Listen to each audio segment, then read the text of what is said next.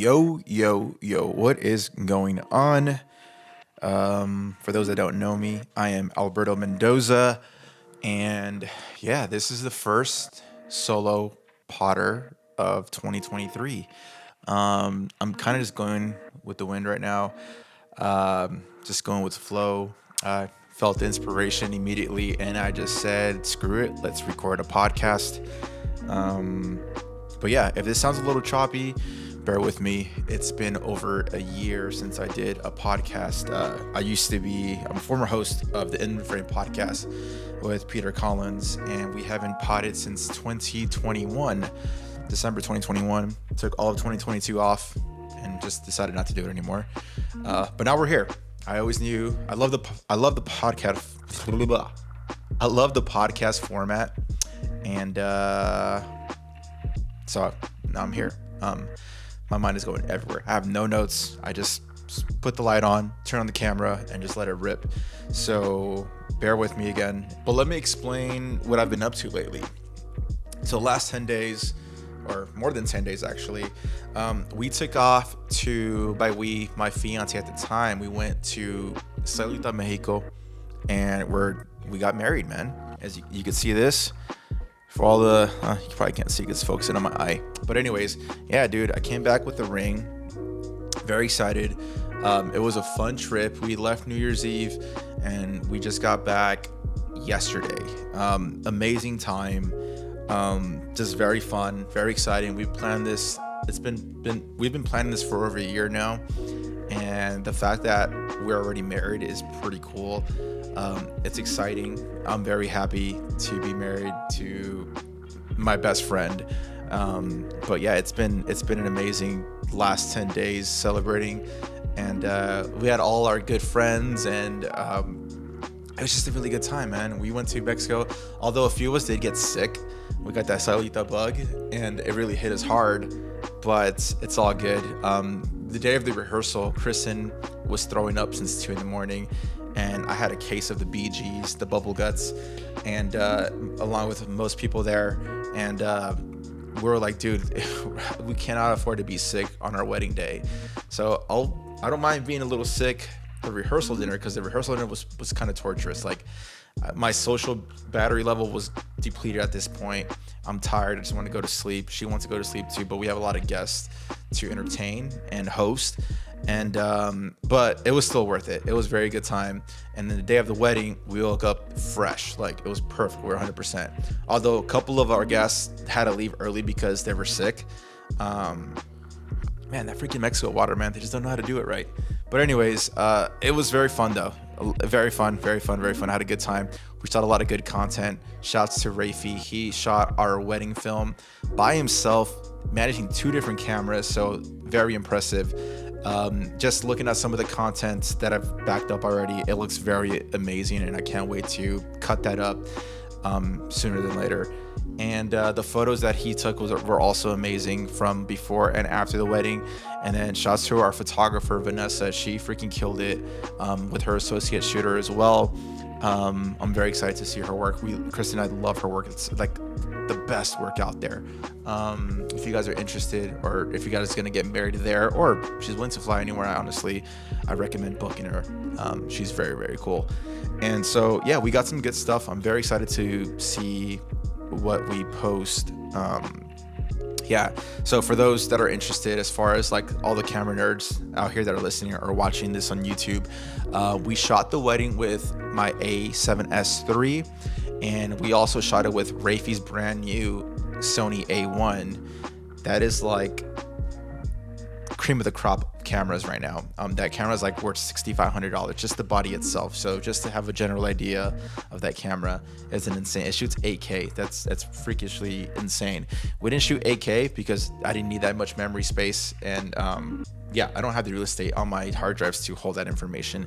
So we all kept it at 4K, 422 10-bit, S-Log 3, and so yeah, very excited to see what we cut up with that. But yeah, that's a little recap of what's been happening the last few days. But let me reintroduce myself. My name is Alberto Mendoza. I'm a freelance full-time videographer based out of Southern California, specifically San Diego, but I do a ton of work in Los Angeles and from LA to SD. So yeah, sometimes even across the nation, if the budget's there. But anyways, yeah, just wanted to do this podcast because this is definitely one of my goals of 2023. um Man, this is a lot harder than I thought it'd be. In my mind, it sounds perfectly fine, but then when you actually try to execute it, it becomes a lot tougher. But yeah, one of my goals of 2023 was to show face to the camera. I know it's very important to have the audience get to know who you are as a person, not just as a creative or just showing your work. So this year I told a couple of my colleagues that I'm going to try to work on showing my face to the world via social media and whatnot, because it's pretty important to have the trust of your audience. You could always show the best work ever, and that should be good enough from the audience, but like sometimes they want to know more, especially with this whole digital space that we're in. People just wanted to get to know you more on a personal level, not necessarily put your entire world to the camera, but just a little glimpse of who you are and whatnot. And I think it's very important. And last year I didn't do that at all. Flirted with the idea with taking some photos of me and showing my face. I rarely show my face, I feel like, and so yeah, so I just want to do that. And plus, I love the podcast space. We did it for over a year, and I've been consuming podcasts since 2015, 2014, I want to say. And I always thought it was a really cool idea to just talk. So I'm using this as kind of like a venting space. Not necessarily venting, but the whole point of the podcast, which, by the way, at the time of recording, I don't even have a name for it. That's how fast I'm doing this. It's currently January 10th or January 11th actually, and yeah, I have no name for it officially. I need to create the Instagram. I need to do the whole audio stuff, which I actually don't know how to do because my former podcast host Peter, he would do all the audio stuff as far as uploading and whatnot. So I got to figure all that out. But I have time, so it's cool as long as I'm rolling, and I'm pretty excited for this. But this podcast will be about, obviously, creatives and their journey in a way. I don't want to do very like formal interviews like we did in the past. I kind of want to just have just simple conversation, and wherever our conversations lead to, we just go with it. And yeah, it doesn't have to be super creative based, but I want it to be in the creative entrepreneurial space. So yeah, here we are. It's really, damn, this is a lot harder doing it by yourself, because usually when I do the podcast with somebody, I could feed off their energy or bounce back from their ideas and have that genuine conversation going. But here solo, I don't know how solo podcasts do it. They do it really good and so seamless. So maybe next time I have to do some notes, because this will be a lot of solo podcasts on top of having guests and sometimes recurring guests. So there isn't going to be a super structured podcast, but hopefully you guys are or will enjoy this in the future once I get more episodes under my belt. But yeah, I mean, yeah. What did I want to say? Oh, so let me, like I said, let me reintroduce myself. I told you who I am and what I currently do right now, but let's go back to the very beginning of my creative journey. So during high school, I never did anything creative. I was kind of a jock. I played football. I played a little bit of soccer. I was into like weightlifting and whatnot. Nothing in the creative space at all. So I didn't think I had an ounce of creativity in me.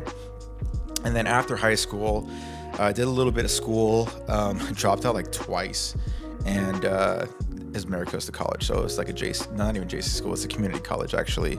So I did that, and I was working full time at the hospital.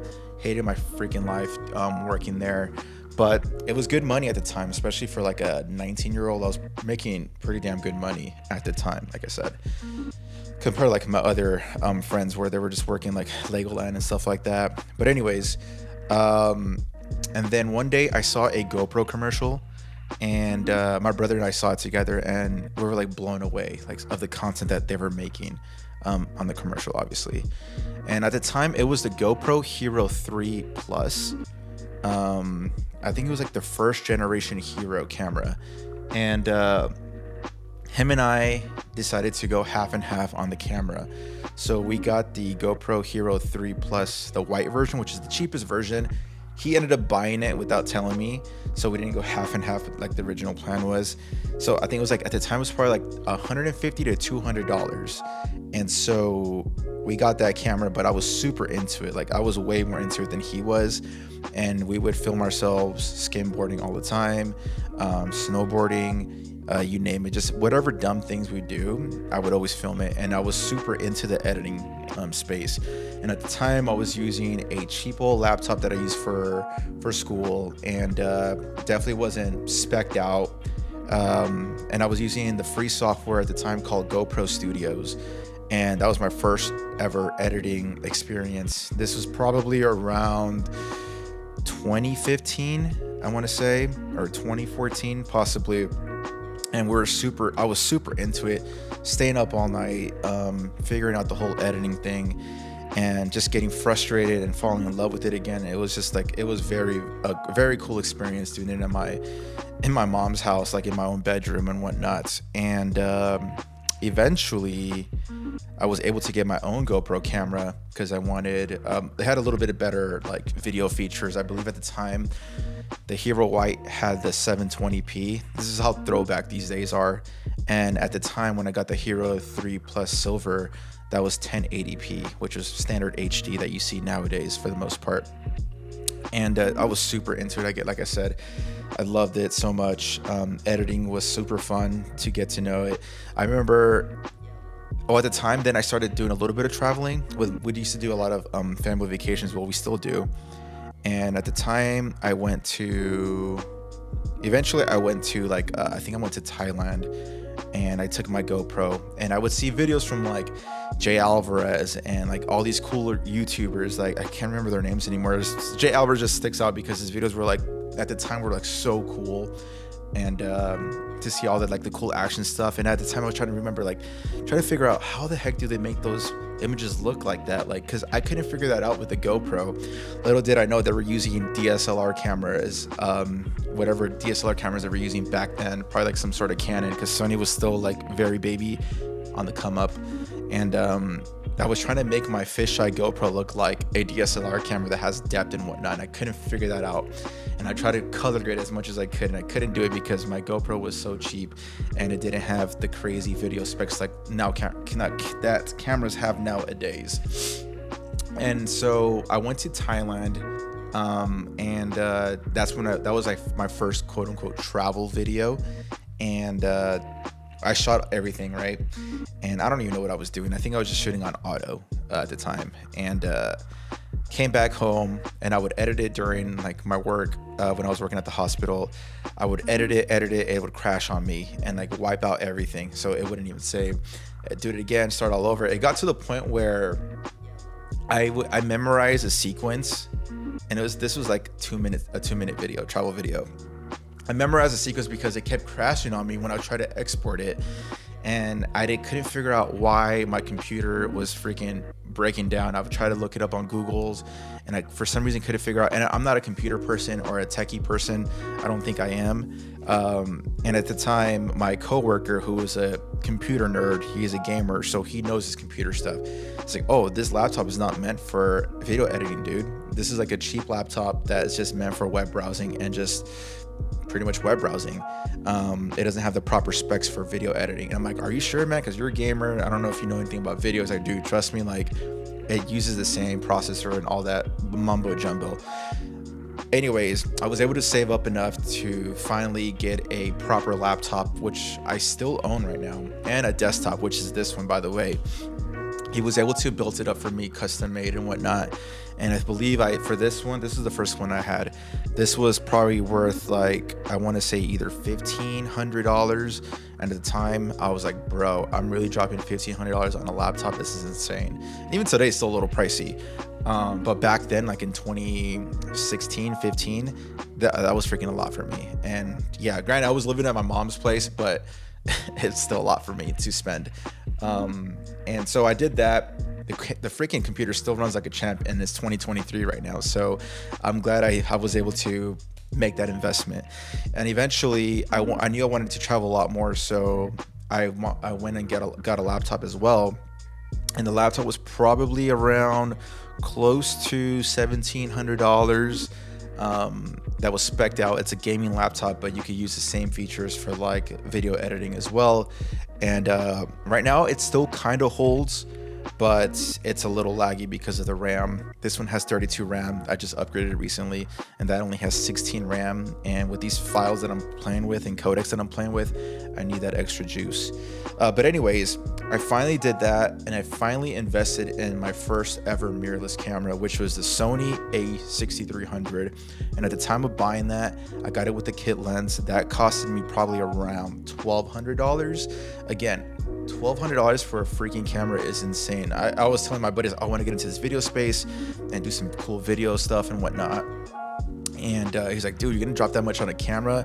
They didn't understand the whole camera thing at the time, and it was very foreign because video was just like a baby feature on social media. Instagram at the time didn't even have videos. I think I was mostly posting on YouTube and on Facebook.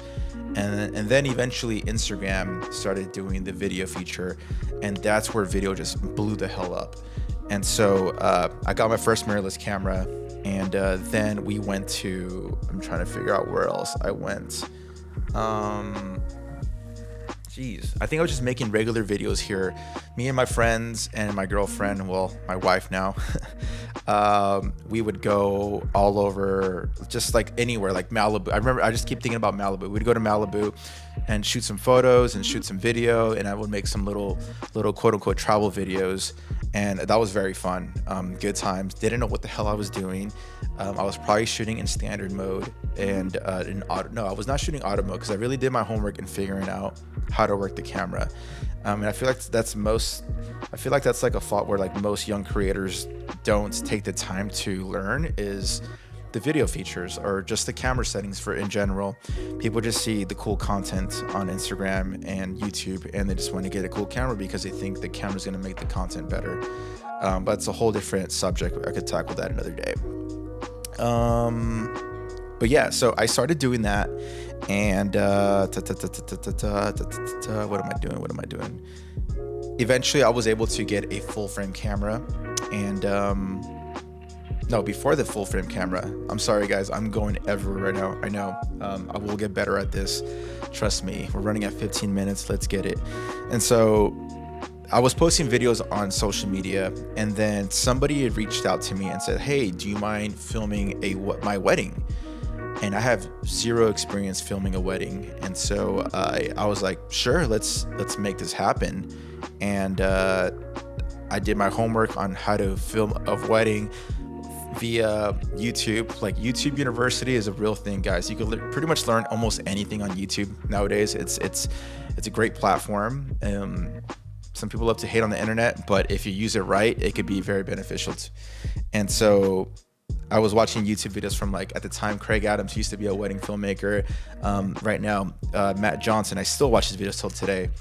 And just BTS, what to do, what not to do. So I was very, very prepared. So by the time the wedding day came, it was a breeze, honestly.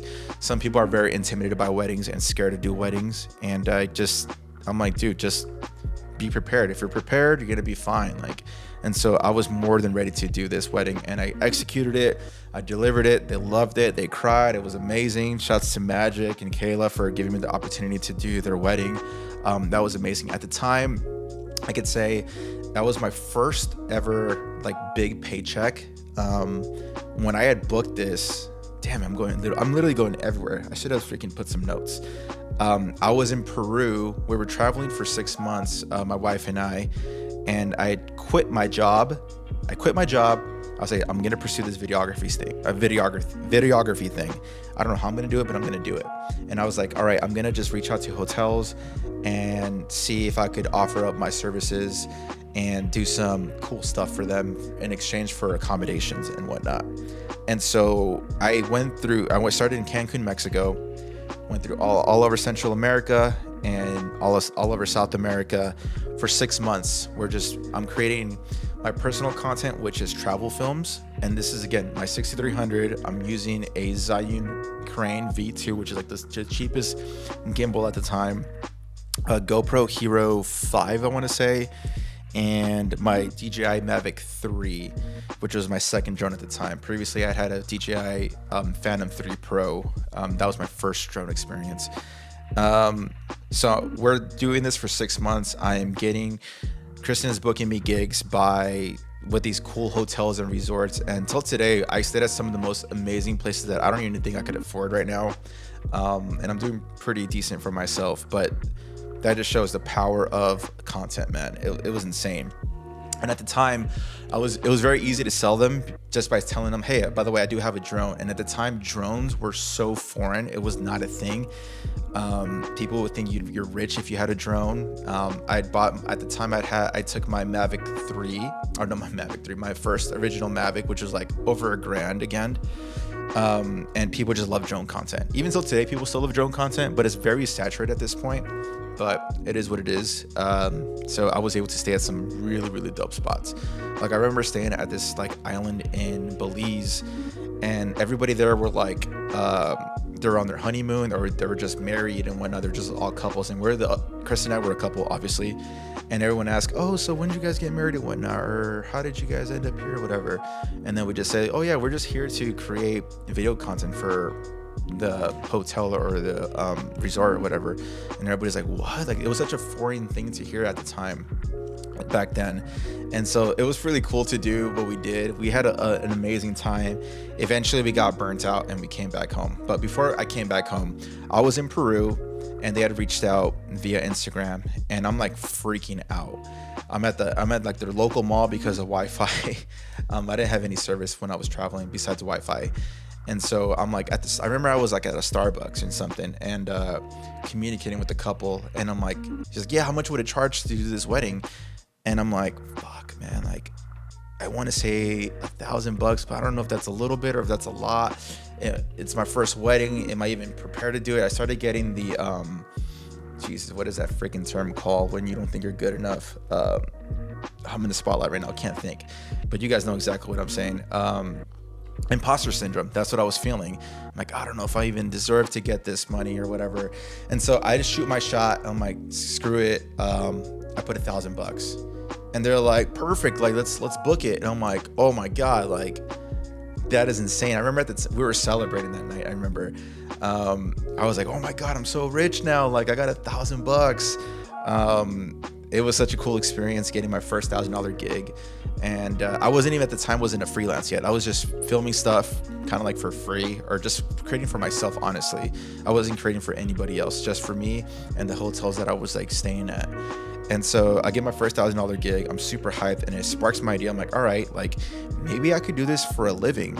And so when I'm traveling, I'm doing my research, I'm doing some homework on how to execute this freelance thing. And then after 6 months, we're in Brazil. We're pretty much burnt out from traveling. And yes, believe it or not, you do get burnt out from traveling. So we came back home. And as I'm coming back home, I'm telling Kristen, like, the only thing I know is I do not want to go back home and work at the hospital again. Working at the hospital was very damn depressing. I hated it. I hated every day of it, man. And the people that I work with, they knew it too. Like, it was just such an emo environment. And I mean, shouts to the people that still work there, because I made some really cool connections out there. Really cool people that I met over there. But goddamn, like most of the people there were so like, they hated their jobs, they hated their lives, and all they did was bitch and complain. And that was fucking with my mind, dude. Like, I was like, is this gonna be me 40 years from now, where I hate my job, I hate my life, and I hate my environment? Like, I don't want to be that. And that was one of the reasons why I quit. But I'm going back home like, all right, I need to figure out how to make money in this creative space. So I got home, I do the wedding, I kill it, and I put the wedding film on YouTube and on Instagram. And then from there, I started to get picked up more wedding gigs. People were reaching out, and so at that point, the standard for a wedding film is $1,000. Looking back, $1,000 is not a lot of money, especially for, like, say you're there for 8 to 10 hours. I probably over delivered. I'm sure I did. And plus the editing and whatnot. but you got to start somewhere, man. And so from there, I kept picking up more weddings. I started upping up the price slowly but surely. I started building a name for myself, and I started getting a pretty good reputation as far as the content goes.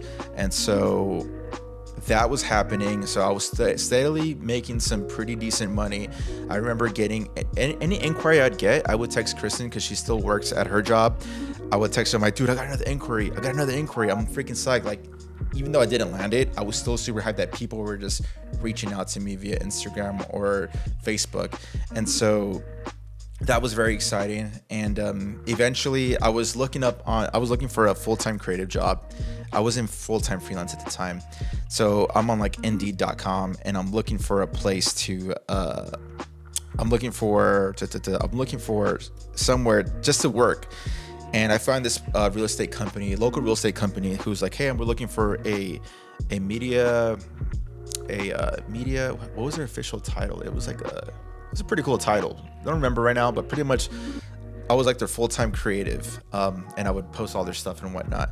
And so it was like a media manager or something like that. And I'm like, oh, dude, perfect. I go to the interview. The only thing I had to show for as far as like my resume was it was my freaking YouTube channel, which is, again, it's not corporate and it's no corporate stuff. It's just literally that one wedding film and like travel videos. And they saw the YouTube videos and they're like, all right, this guy clearly knows what he's doing. He knows how to shoot. He knows how to edit. So we could pretty much teach him what we want to do, or he could figure out the time. And so I did the interview. I crushed the interview. I'm super hyped. I'm on top of the world again. I'm going to do a job that's like fulfilling, and I'm making money just pressing recording on the camera. Clearly, I'm not just pressing record. I'm doing a lot more other things, but like, I feel like I was cheating life by making decent money just by creating stuff. And again, at the time, it's not a thing to create content. This is probably like around 2017 maybe, or 2018. And so I get the job. I'm working full time creating content for this real estate company. I learned a ton of stuff. I learned how to create, let's call it corporate style of work. I learned how to do interviews. I'm learning how to mess with audio. I've never dealt with audio at the time. I'm learning how to be more efficient when it comes to editing, color grading, etc. Playing with new gear. They had their own gear as well. I was exposed to my first full frame camera, which at the time was the Sony A7 II, and I still have my A6300. Eventually, with that job, I was able to save enough to get my own personal, and at the time it was like a fairly new camera, which was the A7 III, which is a revolutionary camera, and it still holds in 2023. So if you're looking for a full frame camera, A7 III is a good starting point. So I'm playing with all these new gear and lenses and whatnot. I'm saving my money. I'm slowly improving my gear as well, and that was cool and all. And I was still doing side hustle stuff. So I knew I didn't want to stay there forever. I knew I wanted to be on my own and work on my own. Little energy break right now.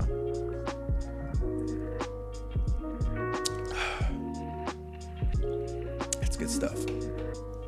So I'm doing side hustle stuff.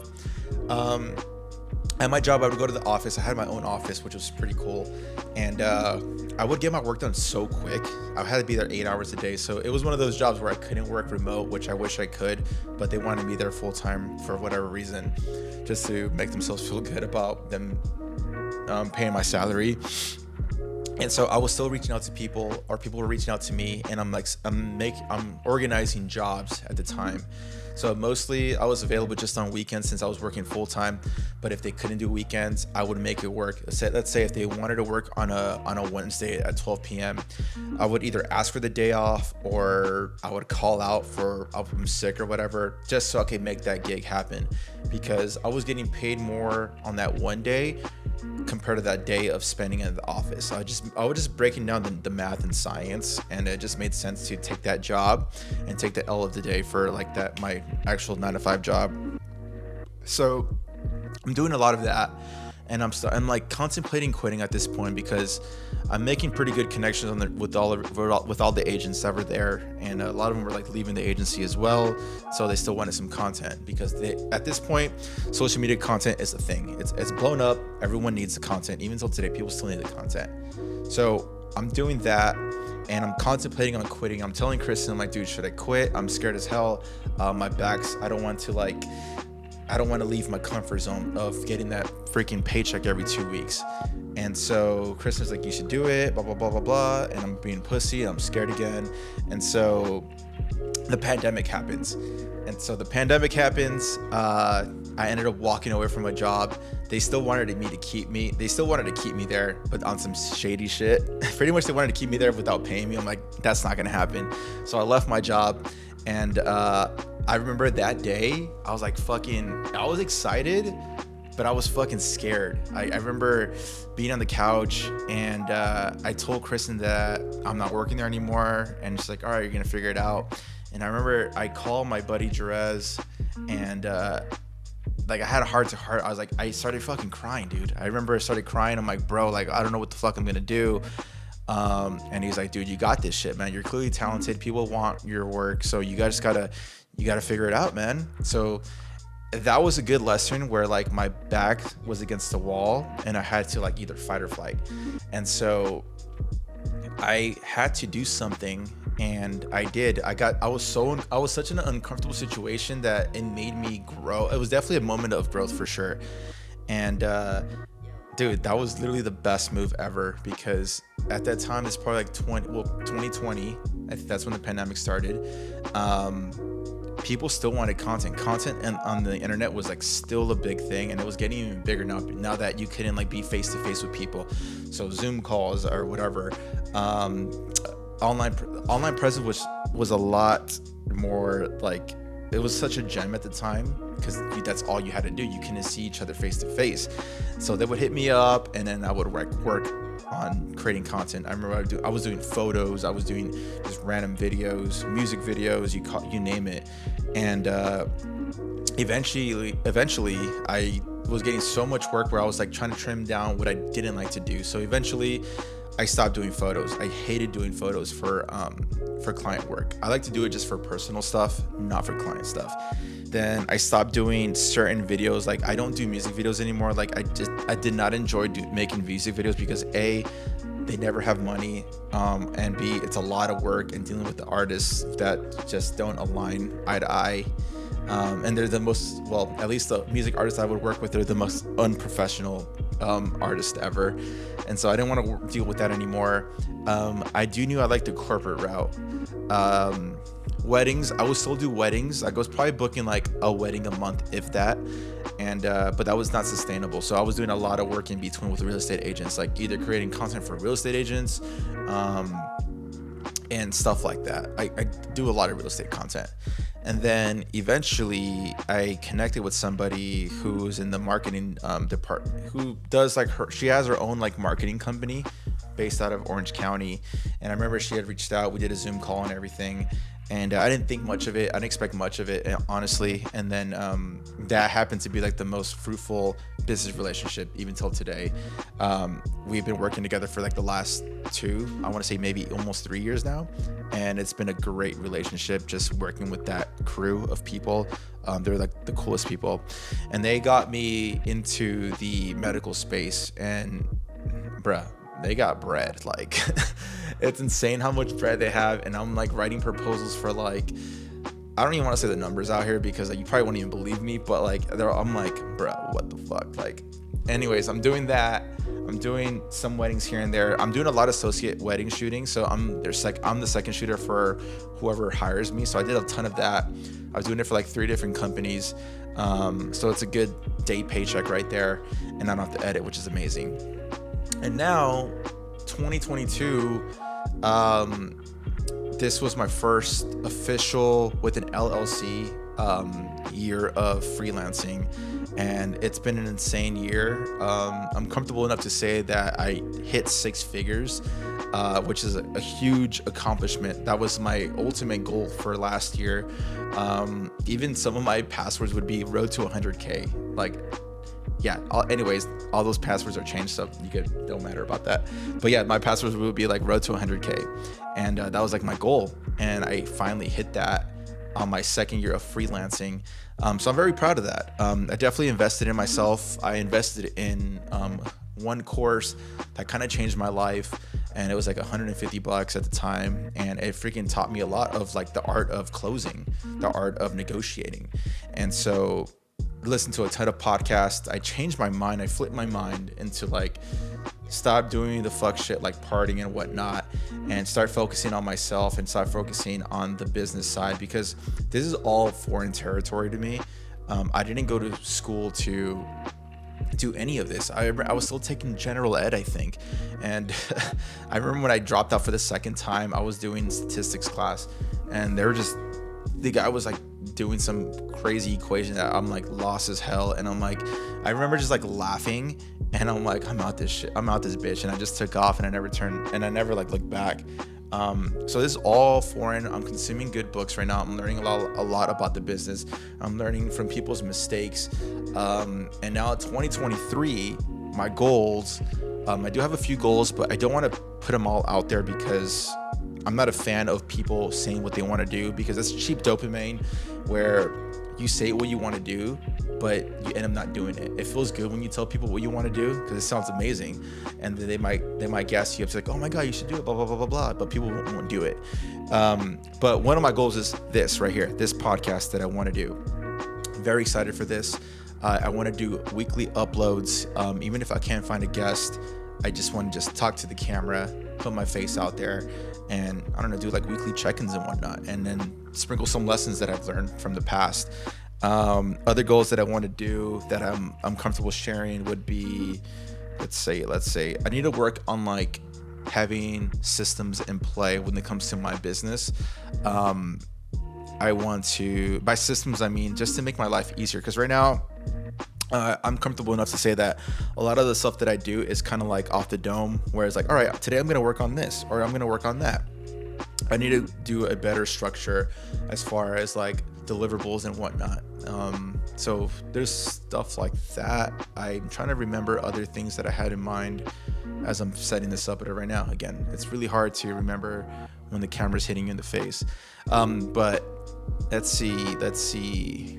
Yeah, I'm just excited. I think I'm gonna cut it right here. But thank you for joining me. And if you guys do like this, please hit the subscribe. Oh my god, here's the corny part. Like, comment, subscribe. But for real talk, if you could just hit the subscribe button, I would appreciate that. It'll help me out, and you'll get notified whenever I do post a new video or a podcast on the DSPs, whether it's Apple or Spotify, SoundCloud, wherever platform you listen to your podcast. But expect another one next week. I appreciate you guys. I love you guys. Take it easy. Peace.